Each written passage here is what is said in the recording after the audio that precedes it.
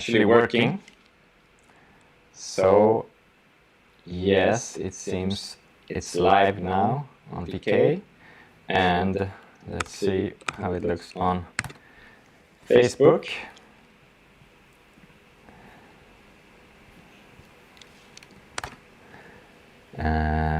And YouTube. Yes, Facebook is live, and YouTube is also live. Everything is live.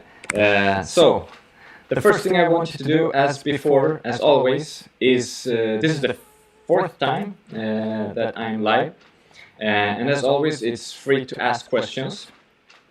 First of all, please comment if you can hear me, and let me know also where you are from. It would be nice to hear, to see where we are all from.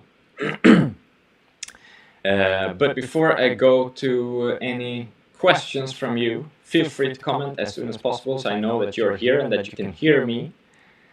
I think I'm gonna wait until I have the first comments to see that it's actually working.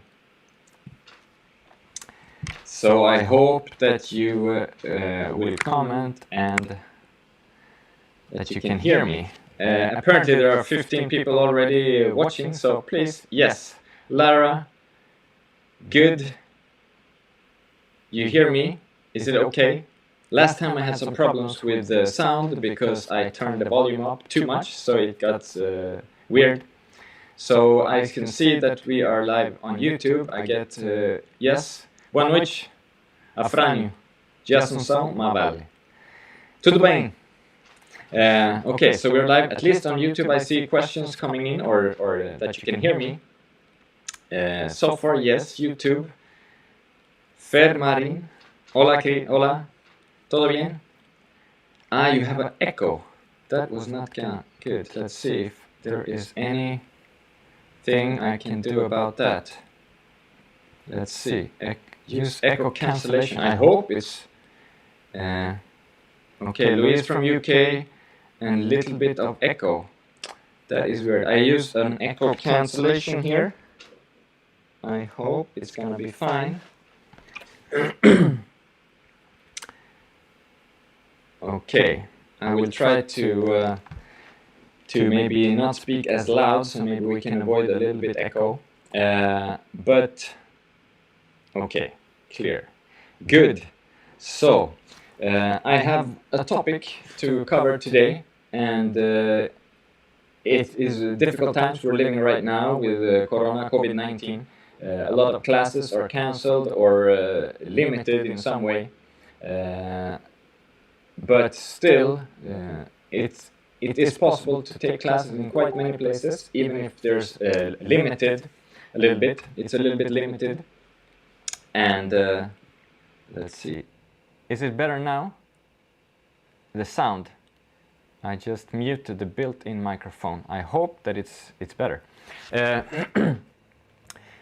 Anyway, it can be difficult to take classes right now, but still I want to give you some tips on how to pick a good teacher or a great teacher or course. Hello Sanjay, hello Alex from Russia, and yes, Divent os, buenas tardes.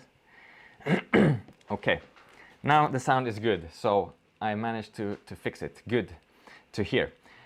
Anyway, what I wanted to cover today was this topic, how to pick a good teacher. And of course, the first criteria is, do they know the topic? Do they know what they're talking about? And this is something that, especially in the beginning in the Kizomba world, and also and still in many places, it can happen that someone who's maybe teaching some other dance sees that Kizomba is growing, or Urban Kiz or Kizomba Fusion is growing, and they want to start teaching that as well. They want to make money.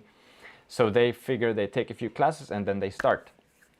And this is, of course, the first thing you need to know. Did this teacher that you're thinking of taking classes from, did they really make an effort to learn the topic? Have they taken a course themselves? Have they taken maybe a teacher's training? And it could be possible to learn from YouTube. It can be possible to learn on your own. I think it is possible, but it's often or very often better to take classes with someone who has made the effort themselves and really invested in their education. If they want to be a teacher, they should invest, because this is also a signal that you are taking it seriously. So I think this is the first. You need to make sure that they know the topic. How much did they study the topic themselves? Did they take a teacher's training course, and so on? I would not want to spend my money on someone who didn't spend money themselves, in a way, or didn't make an investment themselves. So this is the first criteria. The second criteria is, can they teach?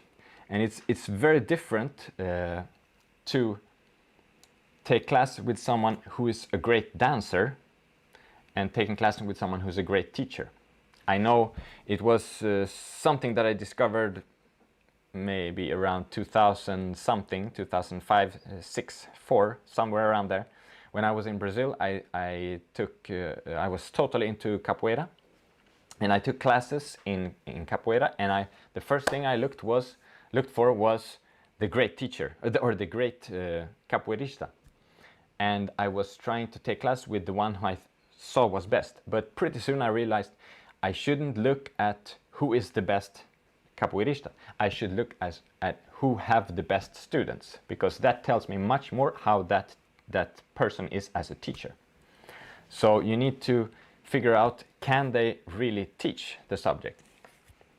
So that's the second criteria. And the third criteria is, what do they teach? Is it something that you can actually use on the dance floor? Is it something that, for example, can you do this move with someone who didn't take the class? If you cannot do it with someone who didn't take the class, then it's nothing that you can actually use on the social floor. Can you do this move with anyone, any size, for example? If you learn only moves that you can do, for example, if you learn tricks, learning a lot of tricks doesn't make sense on the social floor. First of all, you shouldn't use too many tricks on the social floor. Second, tricks are often difficult to do with people of different sizes. A guy who is 160 is difficult to do tricks with the girl who is 180, and so on. So can you do it to someone who didn't take the class? Can you do it with any size or shape of guy or girl? And the third, can you do it also in a social where there are a lot of people around you all the time? A limited space. The more space your moves require, the less of them can you use on the social floor. So the more no's of these three questions you get, the less usable is, of course, the content that you get to learn. And the fourth criteria is, do they teach you really how to dance, or do they teach you how to be a copy? Do you only learn really long sequences that you on the dance floor then will repeat exactly as you did in class, or do they focus more on technique so that you can construct your own dance? You can listen to the music, actually paying attention to the music while you're dancing, and use small pieces and put them together into a whole dance. So that is the fourth criteria. And I think the fifth criteria is, do they want you to become as good as possible, or do they want you to be their student forever? It's very different, a teacher who is holding back or wants to keep a student to themselves compared to a teacher who wants their students to become as good as possible. So someone who wants to teach and make their students as good as possible, they will also recommend you and tell you, you should go to this social and dance here. You should go to that school if you want and take classes with them, because you will learn more, you will learn from a different perspective, and you will become a better dancer. So are they trying to keep you to themselves, or do they really want what's best for you? Do they want you to become as good as possible? So these are my 5 criteria. I will take them again. The first, do the teacher know the topic? Or does the teacher know the topic? The second, can they actually teach?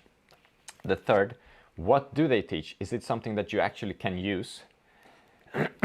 The fourth, do they want to learn you how to really dance, or do they want you to become a copy, or are they teaching you to become a copy of them?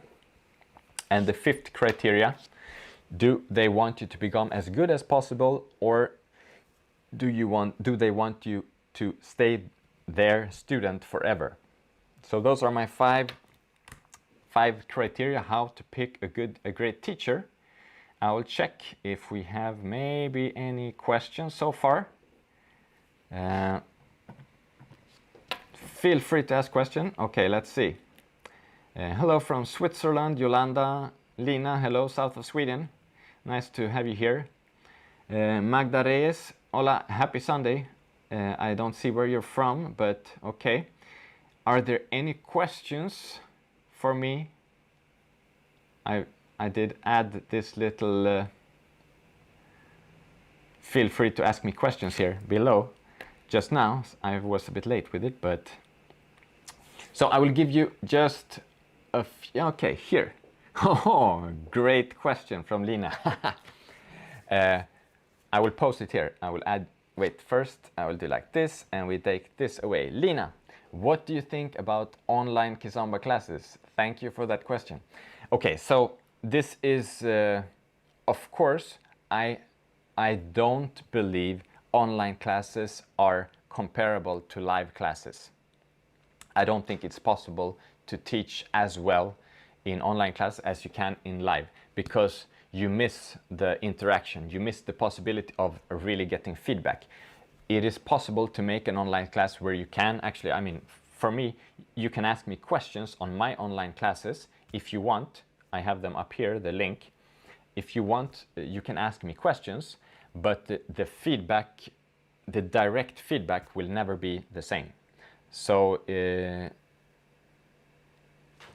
I think online class is definitely a complement, and I think it depends also a little bit where you're from. If you really want to learn with a specific teacher, I think it might be the only possibility, unless you have a lot of money to travel around the world and follow them on festivals. So that is one option.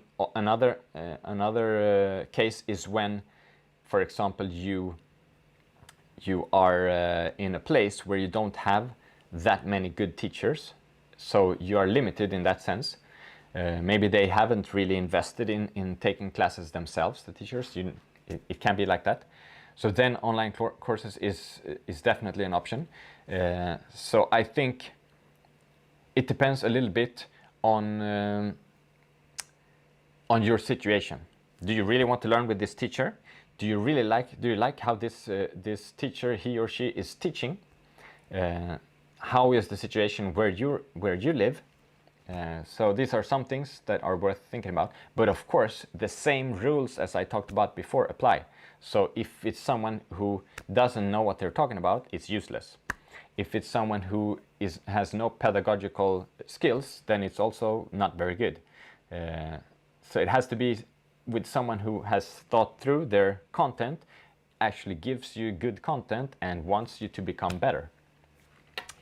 Let's see, Carlo. Hi, this is Carlo Barrera from... Yes, okay, I will add this also. This is Carlo Barrera from Italy. Is it better to teach the same move for more lessons, or teach a new move every new class, every new lesson? Okay, we have a saying here in Sweden, I think in many other places, repetition är kunskapens moder. Repetition is the mother of knowledge, and then I usually add and the father of boredom. But of course, I think to get a move, you need to repeat it. If you already have all the techniques to do that move, it can be very fast. You can pass to the next move, the next class if you want. If it's something that the actual technique to do it is already there, then you might just repeat it one more class. But if it's something fundamental that you need, for example, you need to learn how to open up without using your left hand as a leader, then you need to work with that many times to get it into your body, to get it into muscle memory. It's only when you have something in muscle memory that you can really use it on the dance floor without thinking too much. And when it's in muscle memory, you can start thinking about musicality and other things to adapt your dance to the music, really.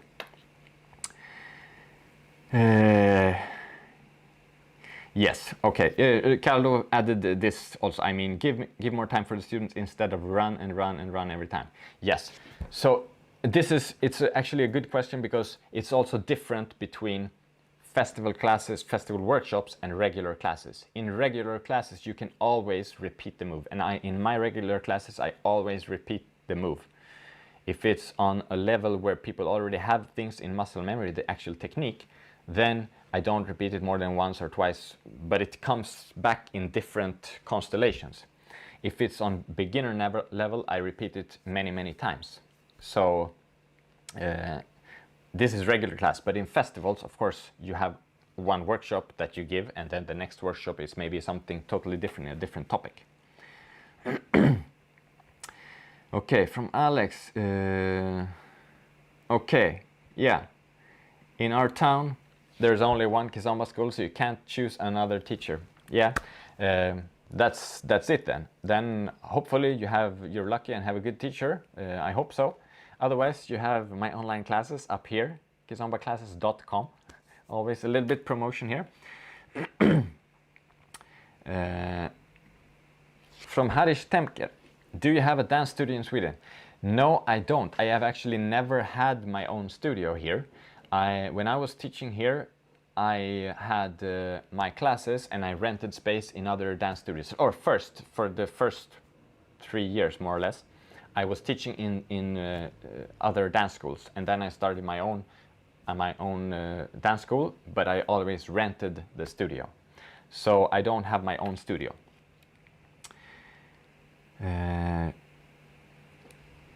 Okay, here, let's see. I'm being luck when I decided to take privates, but it's been always like follow, and I had a bad experience trying to take lady styling. Some advice to choose a lady style for a woman. Magda, are you asking about who to take lady styling classes with? Because then what I would recommend before any kind of styling is to really learn, like focus, instead of doing lady styling choreographies, I would suggest doing really top, like following classes. I did one focused following workshop with Michaela here in Sweden, and real following class plus learning body movement. Then you can adapt it to any kind of dance. Sometimes if girls learn too much choreography, then they can become more difficult to dance with on the dance floor. So that's my first tip. But exactly who to take styling classes with, I'm sure you can find it on Facebook and YouTube. Check something that you like, to what you see. But there are a lot of female Kizomba teachers, urban Kiz fusion teachers who teach also lady styling. I know that there was one festival coming up, online festival. I don't know exactly who's organizing, but I know Macarena Paton is involved, and there are many other who are going to teach. Liliana, and who else? Carola Tauler, and many more. So yes. Okay. Any other questions at the moment? Here, feel free to ask me questions.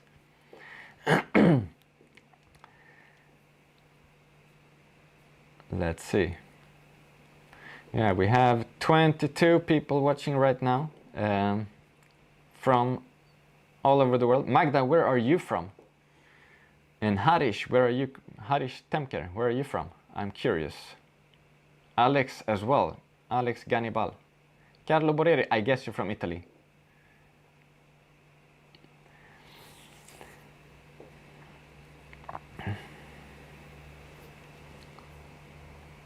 So feel free to ask questions. We've already done 20 minutes, but I can spend a little bit more time. If you have questions,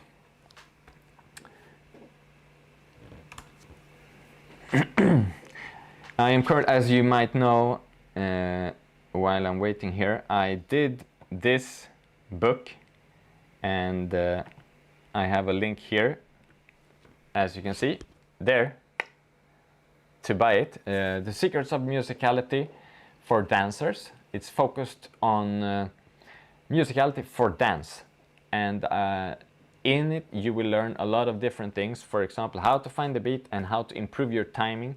You will learn how to dance to different tempos. You will learn how to find the dominant feeling. You will learn how to dance to the silence in the music. You will learn how to dance also to the vocals and to the specific how to say this, the sonic attributes, the different individual sounds. There's a lot of things that you can learn in this book. So far I have gotten very, very nice reviews. It is actually Amazon bestseller within its category, so it's not selling amazingly well, but I'm very happy that it's come that far. So feel free to check it out here on that link. Now I will go back to this. Let's see. Here from Val G. Any idea how to give non-violent feedback about bad hygiene, body hygiene? I feel like nobody does, and I'd love to find the right words. Okay. This is it's actually very difficult. I think it's difficult to tell people, especially if you have no relation to them. If it's someone you just dance with on the dance floor and you've never met them before, I think it's not very good to give this kind of feedback immediately. It can be pretty harsh. But I think the way to do it maybe is that friends help each other. So if you have a friend who has too bad hygiene, who is smelly on the dance floor, please tell them. You can try to tell them in a nice way. It doesn't have to be violent or harsh in any way, but try to tell them, and it will help them, definitely. We have to help each other without going to a stranger and offending them, or potentially offending them. It can be a little bit sensitive, these things. So I have actually a new project that includes this topic among many other topics. Okay, Harish from Doha, Qatar. Nice to have you here. I have never been there so far. I have only landed there, I think. Landed in Doha on my way somewhere else. Giuseppe Fioretto from Italy. Hello, how are you? I have new projects coming up. Soon you will know. Giuseppe has read the book, so he knows, or maybe not the whole book, but he knows a little bit what it's like. I hope you like it. Okay, let's see. Any other questions? Feel free to ask. I have a few more minutes that I will do before I call it a night and a week, and it's time to go to bed in a few hours. So yeah, that was about the book. I also, as you know, I have my online classes. They are up here on this link, constantly in the frame so that you don't forget it. kizombaclasses.com. You find 4 different levels: beginner, improver, intermediate, and advanced. And you can buy bundles also, and yeah, feel free to check it out. I also have information there about kizomba, the history of kizomba, how it developed into kizomba and fusion and urban kiss, and what differentiates these different dances or styles. So if there are no more questions, I will call it a night, and I will try to do these live sessions more or less once a week. But yeah, let's see here. Okay, I take one, maybe last question. So here, from Laura. Sorry if I missed that, but how do I know if a teacher wants you to grow with other teachers as well, for example? Some teachers, they get upset or hurt or something like that if you say as a student that you are taking class at another school too, or with another teacher. If they react this way, I don't know what it stems from, if it's insecurity or if it's fear. I can tell for sure that it's like you have students, you are in a way proud of them, they are like your children in a way. You feel proud of their progress and so on. You want what's best for them. But I think what's best for them is to open their eyes and see what is out there in the world, and see, okay, if this teacher is giving a different perspective on something, I think it can be good for my student to have it too. I think the way to see if someone wants you, or at least doesn't limit you from or stop you from taking classes with others, if basically that's it. If they don't get upset or hurt if you say that you take class with someone else, then it's totally fine. It is fine. And as a student, I don't think you need to limit yourself, and you shouldn't have to limit yourself to only one teacher. Yes. Okay. Okay, improve. Let's see. Thank you. Giuseppe, I really like the book and I suggest everyone to read it. Okay, I will make the review on Amazon soon. Thank you very much. I'm happy to hear. Good.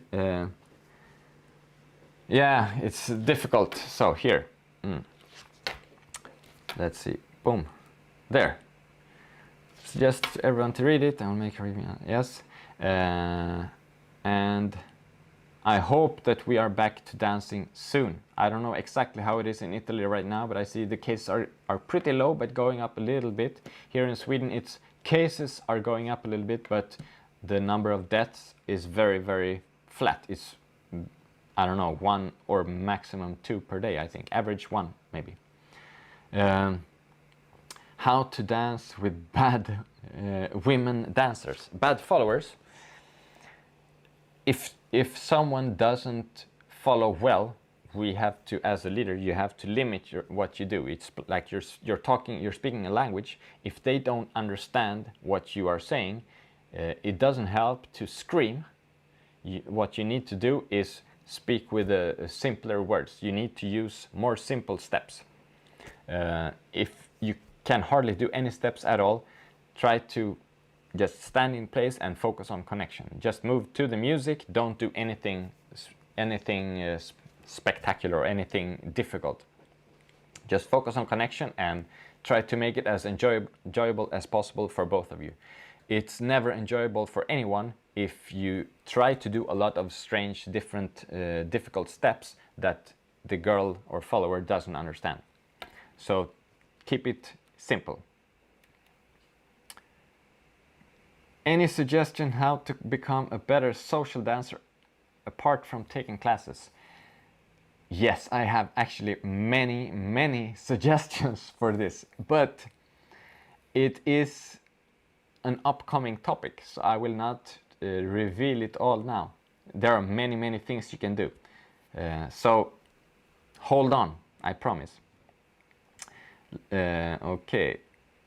So you need to try class with the teachers first, because you said this is a criteria to choose a teacher.